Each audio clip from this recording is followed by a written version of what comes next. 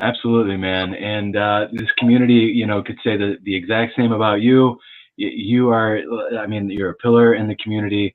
You have helped so many people, and yeah, we're great to have you. We're, I mean, and I just feel truly blessed to have you here today, and that you're part of this community. And I don't know what I'm saying. I'm just kind of fangirling, but You're I'll just fangirling. shut I was up. gonna say. I'm All right. blushing now too. I just Well, I appreciate it. You guys are awesome for having me. You guys are doing amazing things as well. So don't sell yourself short. I'm just glad to help kind of promote what you guys have going on because all the more men that we can have talking about the things in this community, the better off we're going to be. 100% amen. So I absolutely. guess for those who do not know you, Jason, even though I'm pretty sure a majority of the people on this live right now do know you, tell us Mhm. about yourself. Tell us about the amazing stuff that you're doing and have been doing, and tell us about BariNation. Well, my name is Jason Smith. For those of you that don't know me, I am 46 years old. I live in Jacksonville, Florida. I had weight loss surgery in March 11th of 2020. I was at my highest weight of 468 pounds. I lost 191 pounds at my lowest weight. I've bounced back a little bit. I have been dealing with a little bit of regain that I'm trying to work my way through. But as this community has taught me, anything is possible, especially with the tools we've been given post-op. So Yeah. working through that, currently and really had to bring myself to terms with the fact that if I don't talk about it, people aren't going to know what's going on. So it was hard for me to kind of reconcile that at the beginning. I didn't want to tell anybody because I was like, well, how can I sit in front of people and tell people, be a pillar of the community if I'm having a hard time myself? And it wasn't until April and them got with me and were like, hey, listen, like everybody needs to know that, people struggle. Like it's not going to be something that, you got to show the good with the bad. It's got to be a complete picture. Otherwise, people are only going to think it's bright and shiny and nobody's ever going to struggle. Yeah. So that was one thing I had to come to grips with. And it's actually the outpouring of support that I got from everyone in the community just was amazing. So it was one of those things that I had to,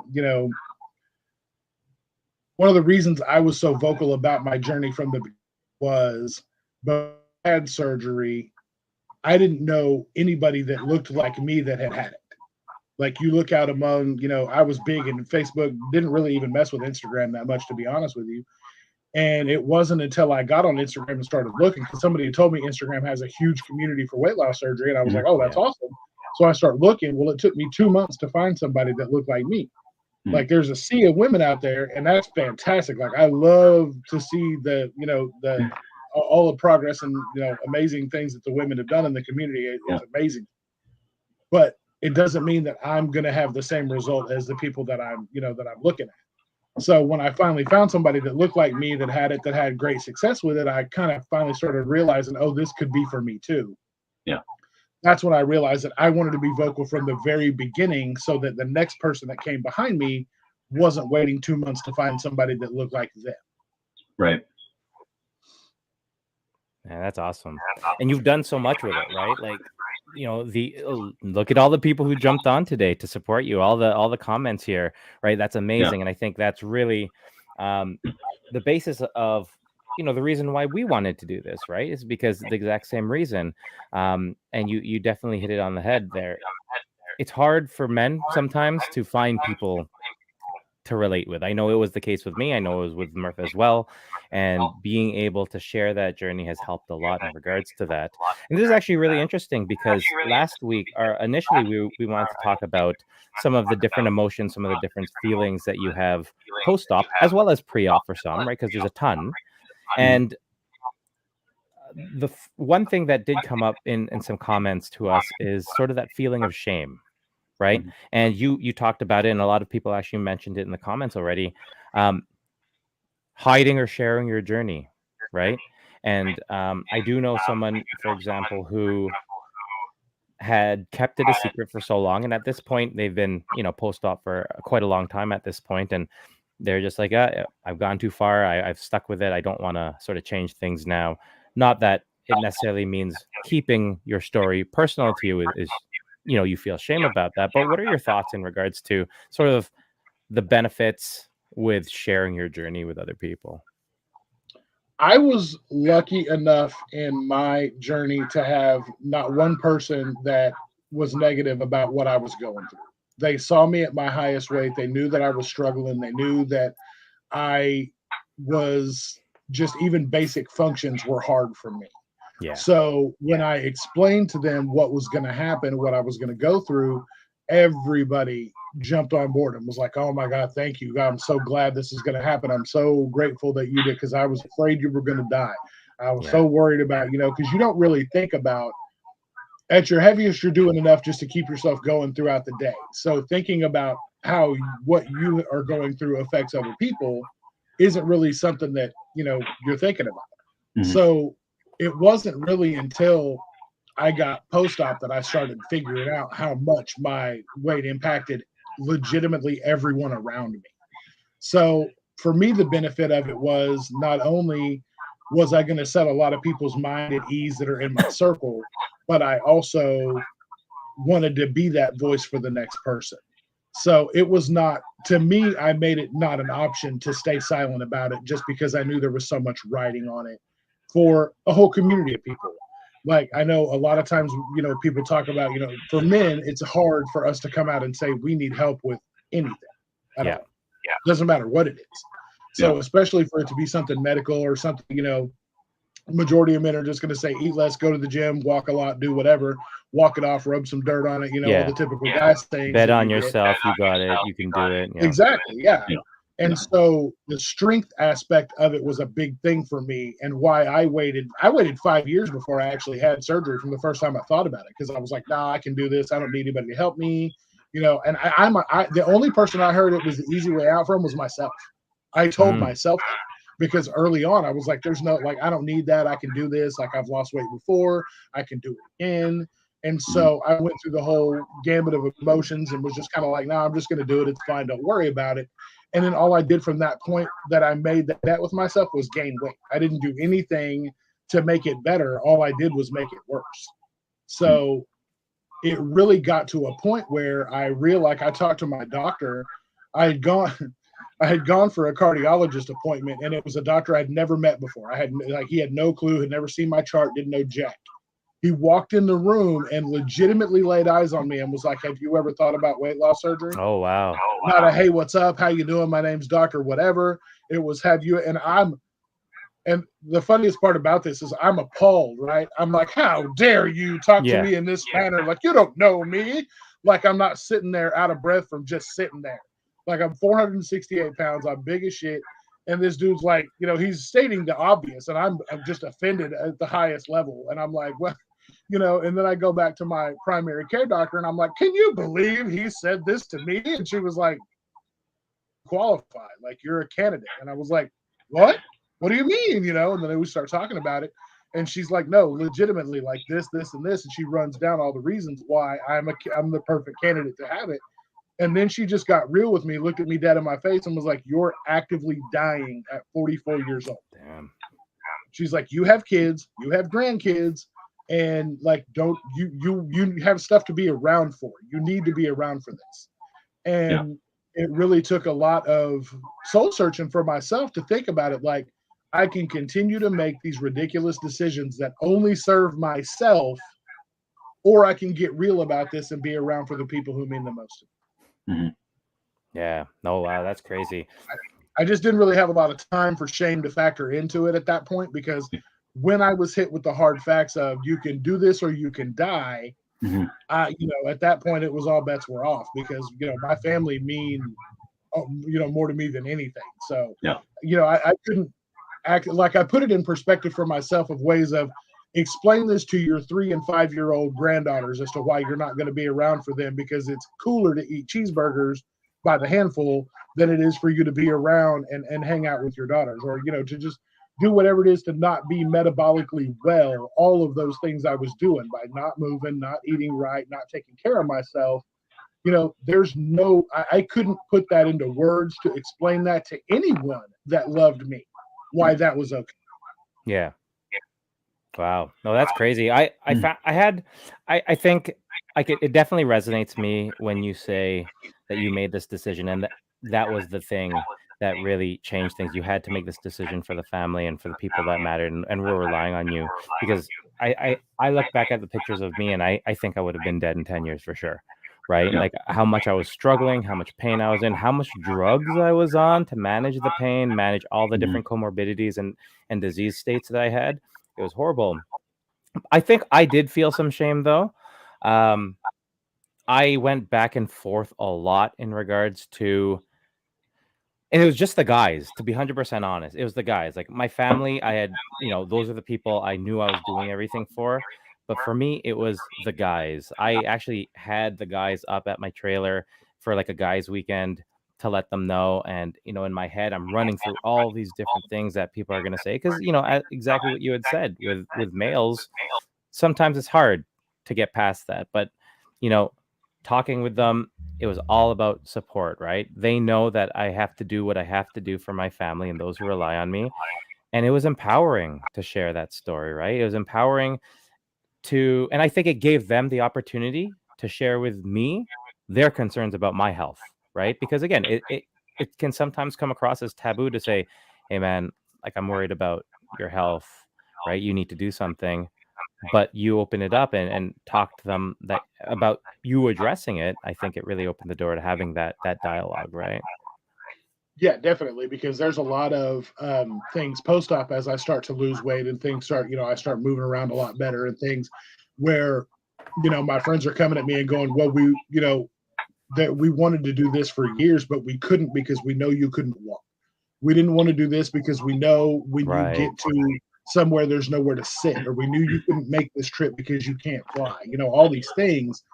And that's really when it hit me the hardest was, I'm all riding high because I'm doing this stuff and I'm losing this weight and I'm looking better than I've ever looked and feeling better than I've ever felt. But then I start coming to the realization of how much this impacted everyone, not just myself. And that's where I look back and I'm like, had I had done this 5 years sooner, had I, then the questions start coming in. But one of the things I always say about it is, had I had done it sooner, I don't know that I would have been as committed, and I don't know that I would have had the success I've had because, everything happens on its timeline for a reason. So those people that say, I wish I would have done it sooner, you don't always know that you would have been as successful because you just don't know that you would have been as committed at the time. Right. There's something about kind of hitting that rock bottom point that really pushes you that extra mile, I think I can completely understand what you mean by that, because I was 464 pounds, and the doctor, that was like the only option, was like, hey, bariatric surgery or die. And it's like, well, those are my, if they A or B, you know what I mean? Like, okay, yeah, bariatric surgery. But then even before my surgery, I was able to lose, they just wanted me to lose 20 pounds. But I said, you know what, if I'm going to get this bariatric surgery, I'm going to commit starting today. And I lost 120 pounds before my surgery. And then the shame started to set in for me. And I'm just sharing just a snippet of my story. Then the shame started to set in because a lot of people are saying, well, hey, you just lost that 120 on your own. Why don't you just keep going? Yeah, just keep going, because it's that easy. Just keep going, and I'm still 344 pounds at this point. And it's like, oh yeah, okay, yeah, I'll just keep going. It's like, no, I needed that tool to help me, because I know that I'm an emotional eater. My aunt had passed away, and that's when I had become she was 46. She had a massive heart attack and was just gone.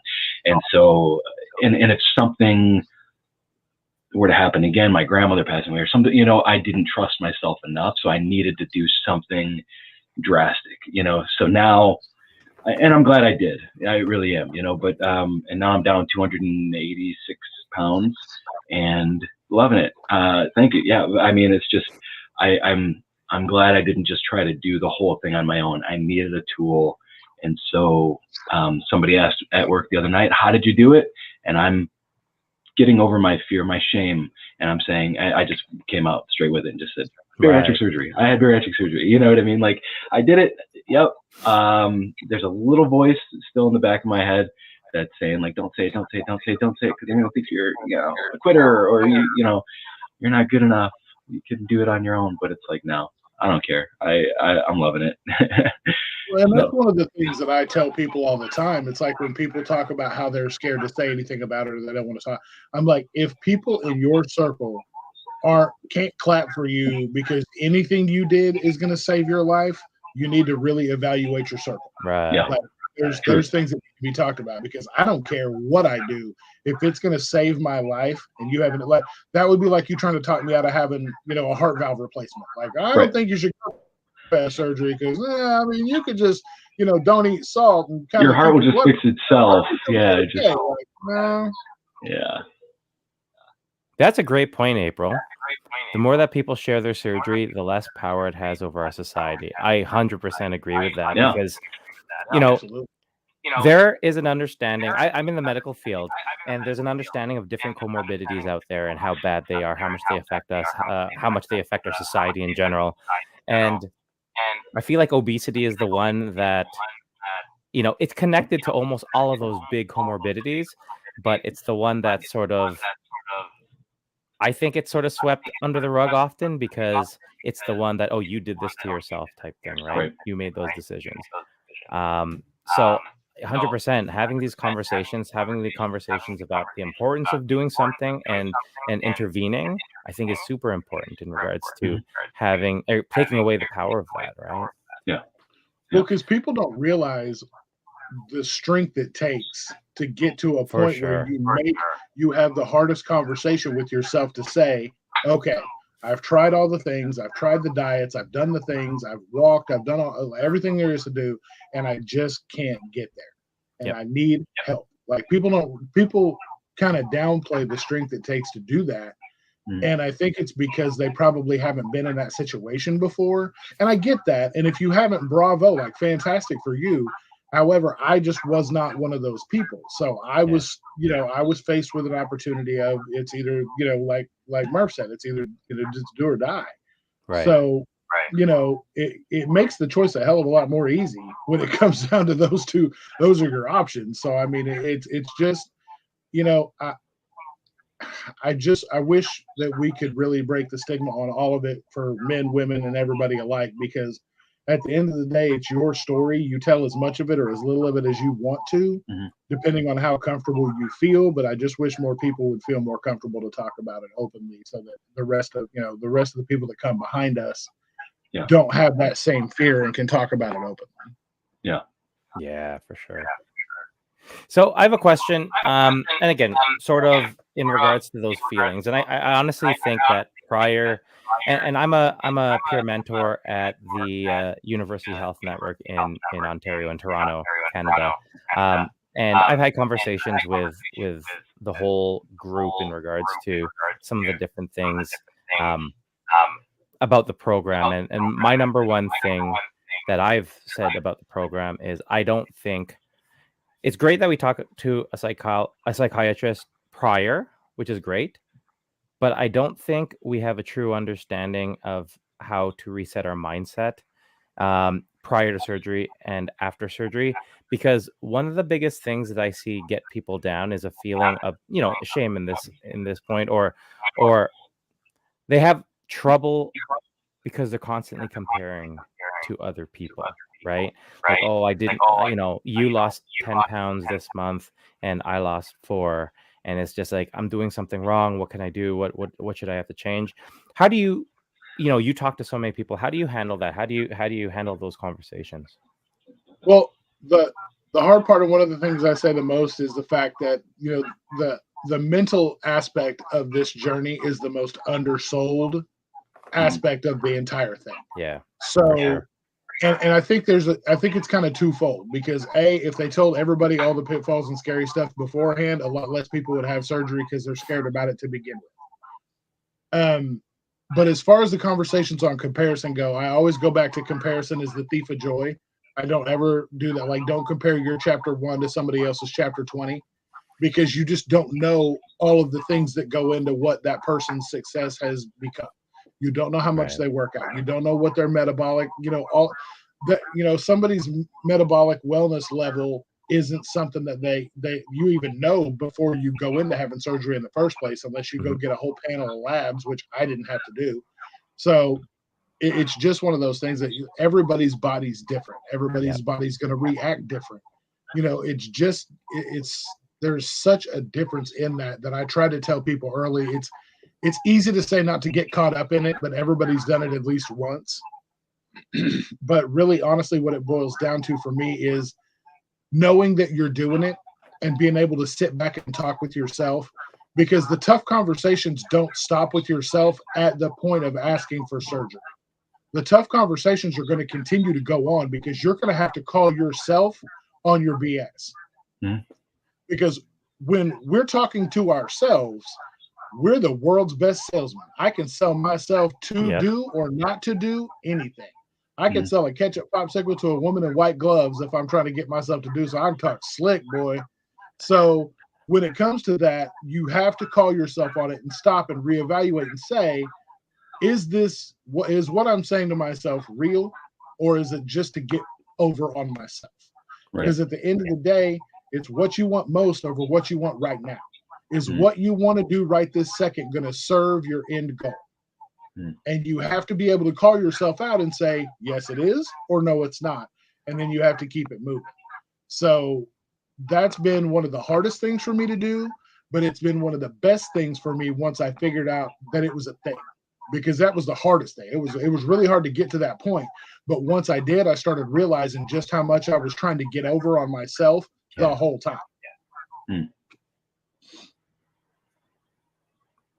Yeah, that's awesome, because I do think that that's the most important conversation. I know that, for me, the very first year of my surgery, I made sure, and I kept reminding myself that the number is not my goal. My goal is to create habits in that first year that'll continue afterwards because of the specific lifestyle I want to live, right? And stop trying to compare. But it's difficult, right? Because, especially if you look at social media, this is how I'm reaching out. And this is, I looked for someone to compare and to be like, this is what I want to be in X amount of months, right? Like that's part of our journey.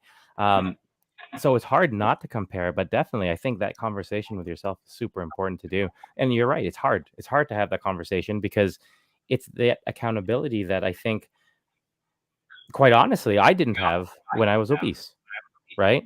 There's always a reason. I knew what my reasons were, right? Like I was in horrible pain. I was on 10 different pain medications. I had 4 herniated discs. I couldn't walk. I was in a wheelchair, all of those things.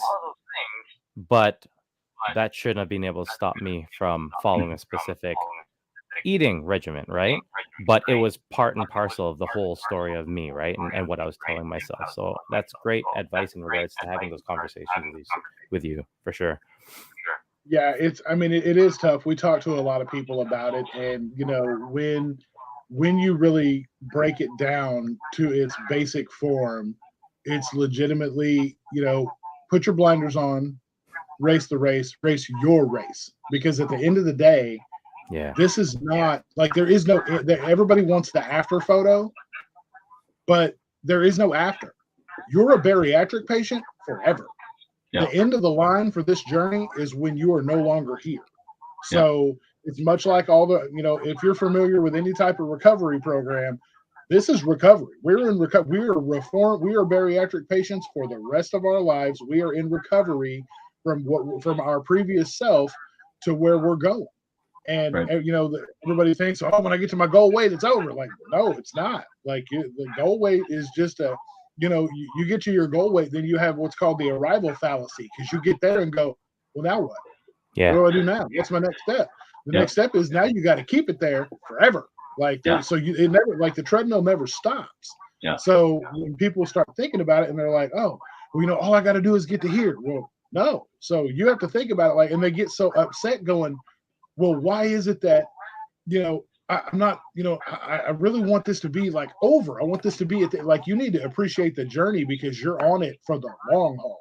Like, don't be mad at yourself because you can't get it figured out at 2 years, even at 2 years out. You're still, like, think about it. If you were a child, you're not going to get mad at your 2-year-old because they can't speak fluent Spanish. You don't know what you don't know. None of us have ever lived a healthy life or maintained a healthy weight in our life. So all of a sudden, in 2 years, I'm supposed to go, I got this figured out. It's lit. Like, I'm golden. Like, I'm not even a patient anymore. I'm just good. Like, I'm just going to be this forever. And there may be a couple of people out there that have done that.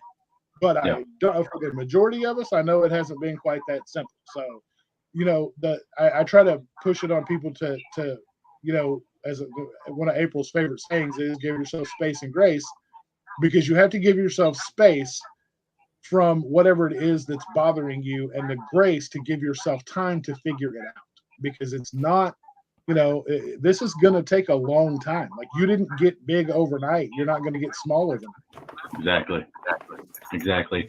And one of the things that that I've been telling myself lately, and I shared this on a couple episodes ago when Rob was here at my house. We actually had a really great discussion here about the numbers and the scale and things like that. These numbers that we're chasing, and it's just in the past few weeks occurred to me, like, if it's really a numbers game, the numbers shouldn't be this little thing that I have to stand on. It should be, how many more years do I have down the road? That's the number that matters the most. That's why we had bariatric surgery in the first place. And that should be the number that drives us. I want to see 99, maybe 100 at some point. I don't know if that'll happen. I'm hoping it does, but I'd like to be as healthy as I can, because I've got 7 kids and they're going to have their own kids. And I'd love to see my great grandkids someday. That should be the goal. Not, Rob, what are you weighing in at? And Jason, what are you weighing in at? I'm 2 pounds away from you. And no, I'm going to live my life, the rest of my life, happy, without regret or shame, because I made a choice that I can't back out on. And I doubled down, and now I'm going to make the most of it. And I'm going to live, till I don't. and I hope that number is a nice big number. You know what I mean? And that's what it's all about. That's what it should be all about, anyways, I think.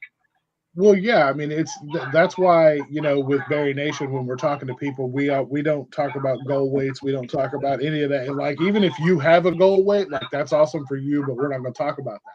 We're going to talk about your happy, healthy weight. We want to talk about your metabolic set. We want to talk about what your metabolics look like. Show me your labs. What are we talking about in labs? Like, those are the numbers you should be worrying about. What's your cholesterol, your blood pressure, your triglycerides? If those things have dropped down, if you were on diabetes medicine and you're no longer on that medicine, fantastic. Like, let's talk about how many pills you've dropped off. Like, that's what I want to talk about. Yeah. Because, I've been prisoner to the scale. I'm still a daily weigher to this day. It's just, I had to have a conversation with myself about how that affects my day, because I still daily weigh.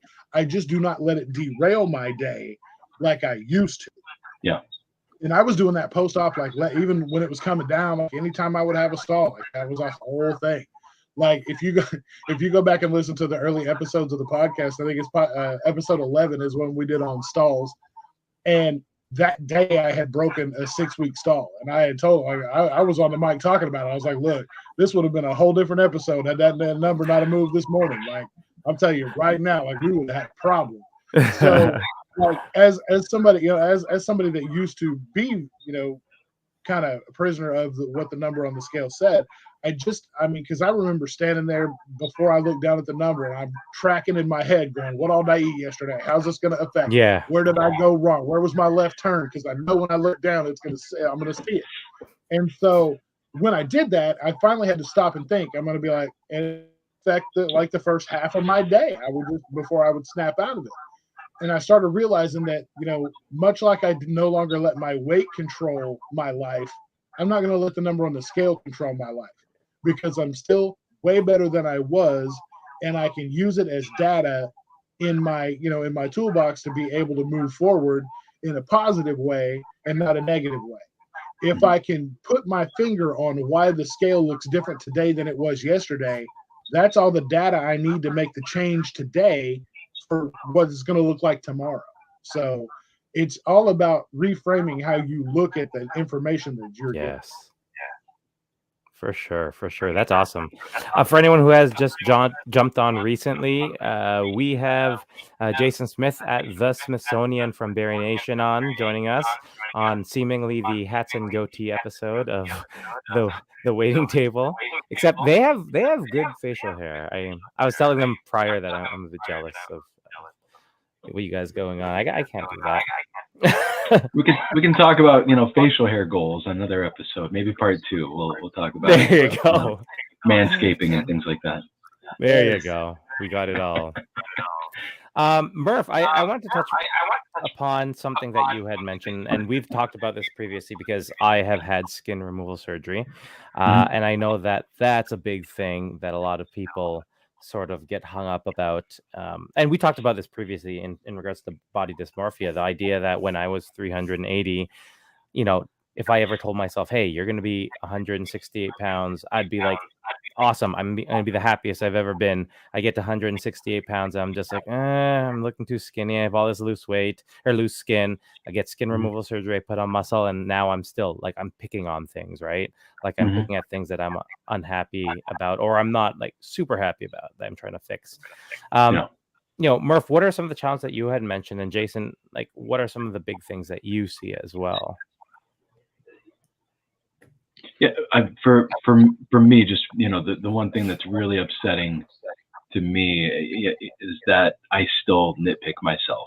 I still am my toughest critic. I'm still not happy, and I know I was just a guy 2 minutes ago saying, you know, that number, you know, it's all, you just need to be happy with the decision that you made. Yet I'm sitting here telling you, because I'm not a liar, and I'm an open book. You ask me anything, I'll tell you.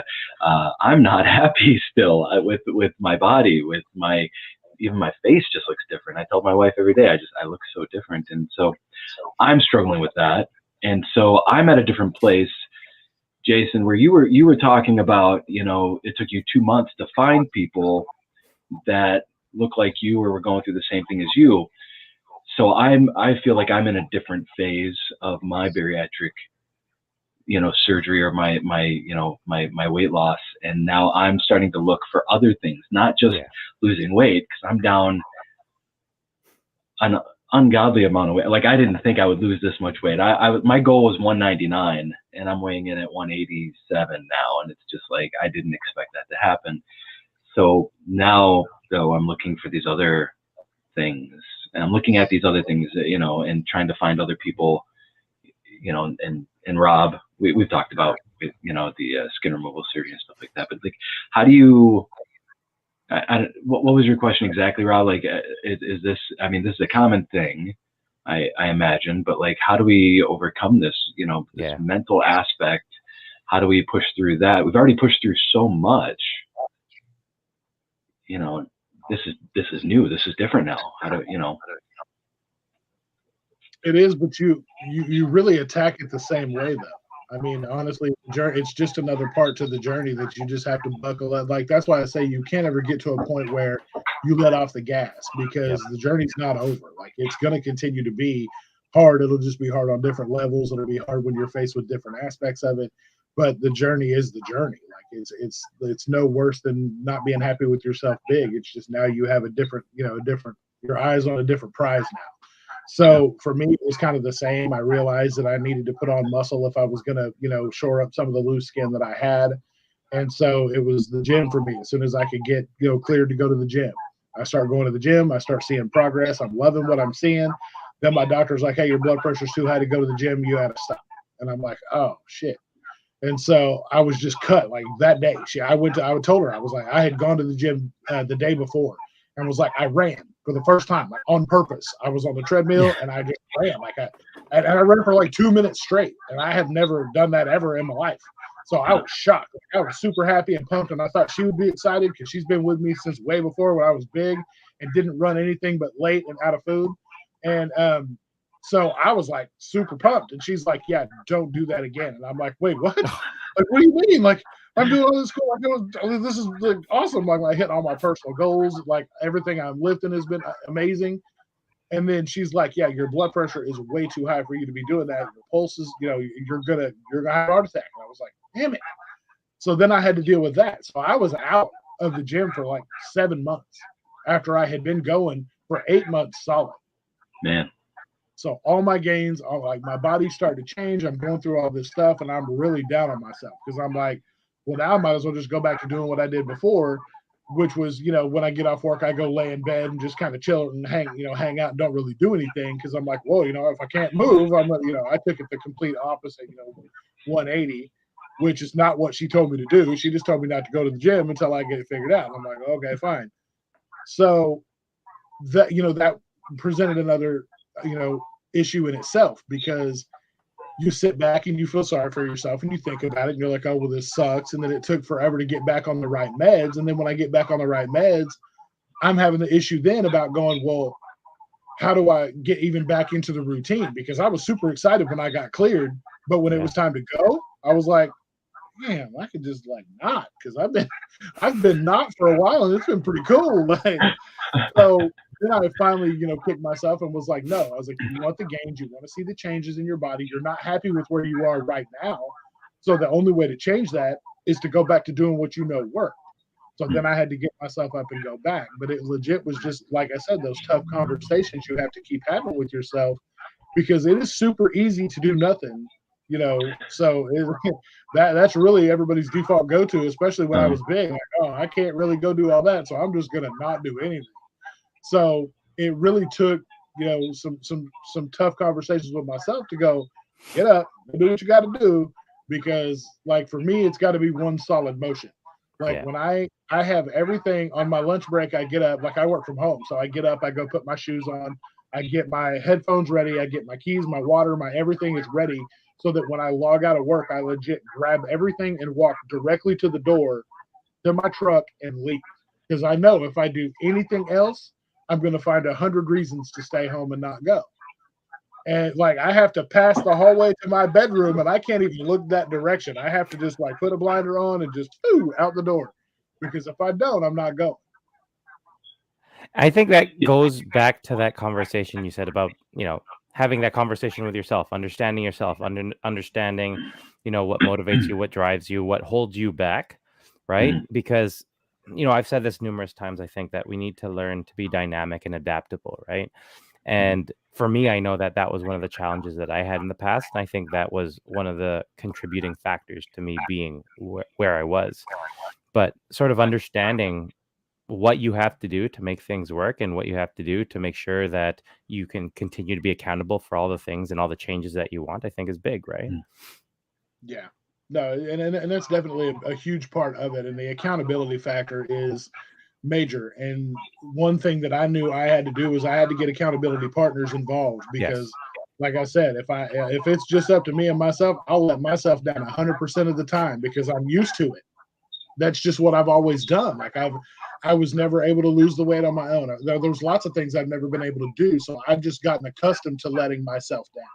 So I knew that if it was not just up to me, that, I had people that were really looking out, being like, hey man, where are you at? Why didn't you post a gym pic today? You haven't been in. So people that follow me will know, when I go, I make sure and post it, because it's one of those, if you don't post it, it didn't happen type thing, because I've got to let not only other people know, but I got to let myself know, this is real, we're doing this. Because if I tell somebody I'm going and then I don't post the picture, they're like, hey, what happened? I thought you were going to go. What's the deal? So for me, I've built a village of accountability, and it's worked for me, because Rob, yeah, exactly. I can't ghost anybody. So Rob, he's good. He's amazing at checking in with me and making sure that I went, making sure I'm going to go. He wants to know what the plan is. I just made sure that when I was doing this for myself, that I knew that I was going to have people that would be like, hey, look, this is, you're not doing this for me. You're doing it for you. So it really worked. April and Natalie are amazing. They came along at an amazing point in my journey. I was 2 weeks post-op when I met April for the first time. Oh, wow. And I had stumbled on it when I was looking on Instagram for people that look like me. I saw that she was hosting a virtual bariatric meetup. And it was during the pandemic, and you couldn't go anywhere. And I was just sitting at home, we had been sitting home from work. And I didn't have, before I had surgery, I had 9 people in my office that had it. So I had, people to talk to and lean on, and, support system at work. Then they sent us home. And I'm like, oh, shit. What am I going to do now? So I stumbled upon her having this meetup, and I was like, oh, this is cool. I can do this. I'll go and talk to other people, and we'll see, what the deal is. So she's having this meetup, and I go to click to join in, and I don't get in. And I'm sitting there and I'm waiting. I was like checking the time to make sure it's right. And I'm like, no, I'm here. I'm doing the thing. So this was at the time that Zoom was having all the deals with like Russian trolls taking over and like hacking everybody's Zooms. So she's looking at me from the other side going, guys don't have bariatric surgery. Like, get out of here, troll. Like, you're not getting in my Zoom. And so she keeps booting me, but I keep requesting to come in. And eventually she comes in. She's like, are you lost? And I'm like, I don't think so. I was like, isn't this the support group for bariatric surgery? And she's like, did you have surgery? And I was like, yeah, like 2 weeks ago. I was like, I'm just in here because I don't know what the hell I'm doing. And she was like, oh, okay, well, I guess you can hang out and stay and like talk. And so we're like, she's like putting this amazing content up, and I'm like flabbergasted because I'm like, we didn't talk about any of this at my surgeon's office. So Right. I'm going through like, learning all this stuff, and I've got questions, and I'm bombing questions and talking to her, and like nobody else was really saying much. And so when it was over, she was like, hey, can you stay after? I want to talk to you. And I'm like, okay.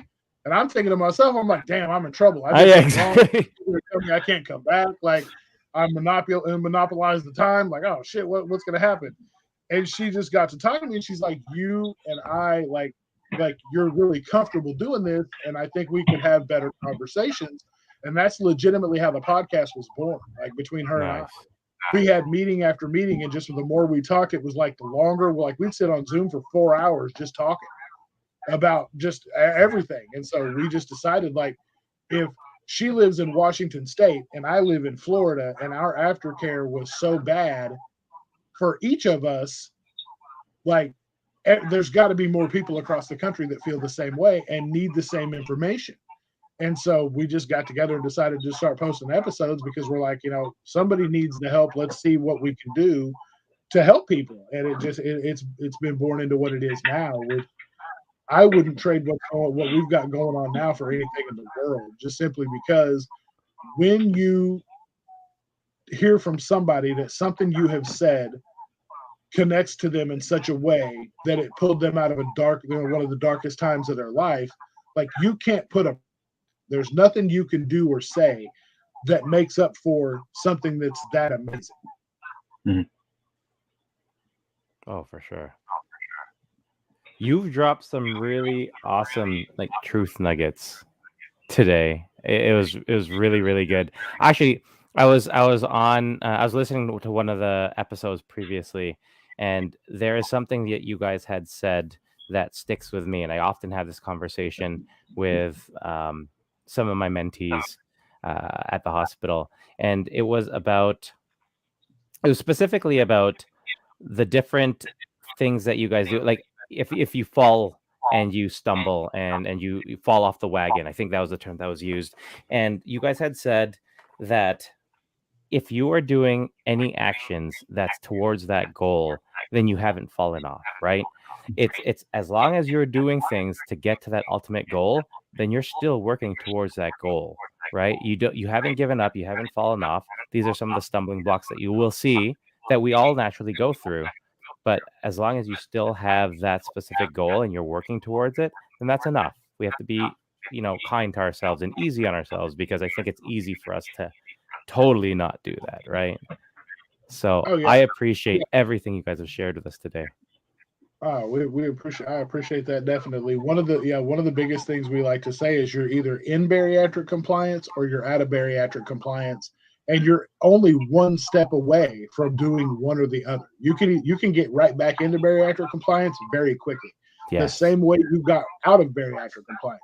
And that can be something as easy as one thing a day. Take your vitamins. You take your vitamins, you get that nailed out of the way. Next tomorrow, we're going to deal with water. Then we're going to start doing water. We're going for that. Then after that, you may want to add movement in there. There's so many things. Like we don't say the word fail. You're not a bad bariatric patient. You don't fail at this journey, because you can pick it back up at any point in time. Like you may veer off the path, but the path is never going to go away. The path is still there.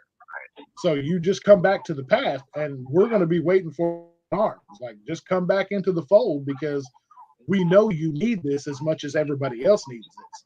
everybody that follows BariNation and does, all the things that we do, or does, follows you guys, they help us just as much as we help them, ever, because they're our accountability. They're our backup. They're the thing, they're who we go to when we're struggling, and they're always there. Yeah. Oh, 100%. Absolutely. So I have a quick question. Jason, you were talking about how, you get your bags ready and you set yourself up for success to go to the gym. And I know we're running a little short on time. We got about 15 minutes left. I just have one more question, Rob, so I want to just kind of get it out of the way. Go for it. And also, anybody else who wants to get in on this question, put your comment in the comment section. And I feel like we're here with BariNation, like all three guys. I mean, we got April and Natalie both over here, and Jason. Like, this is just fantastic. Anyways, fangirling, like I said. So you're setting yourself up for success. I just want to know, what does Jason do? What do you guys do? What does Natalie and April? What do you guys do? Maybe 3 things that you do maybe on a daily basis to set yourself up for success that are really crucial or important to you. Tricks of the trade, maybe something that we wouldn't expect, or what do you guys do? I'm just curious. This is just me talking. The things that I have figured out that I know I'm going to master on a daily basis are going to be water, always. I keep something with me at all times full, and I meal prep, because if I don't, I know that it's a lot easier to go to options that are not as healthy for me if I don't have it ready and available. So I know myself, and I know damn good well, it will not go well for me if I don't have something pre-prepped ahead of time. So I do that as well. And it's just being intentional with movement every day. Even if I don't make it to the gym, I still find a way to move around and do the things I got to do, because I know if I don't, it's just, nothing goes well for me if I don't do those things. So if I can, if I can master those 3 things, I can, as long as I have those 3 things down, I can pretty much add anything else to that I want and habit stack on top of those things. But those are at least the 3 things I know I have to do to make my journey as successful as it can be. Are you looking at your steps? Are you tracking your steps? If you don't get to the gym, you say you want to keep moving.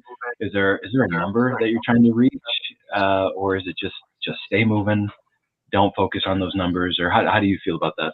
Yeah, I don't really. The only time I do like step count stuff is we'll do step back challenges in BariNation, and then my wife kind of goes off the reservation sometimes and does extra step back challenges when we're not doing step back challenges in BariNation.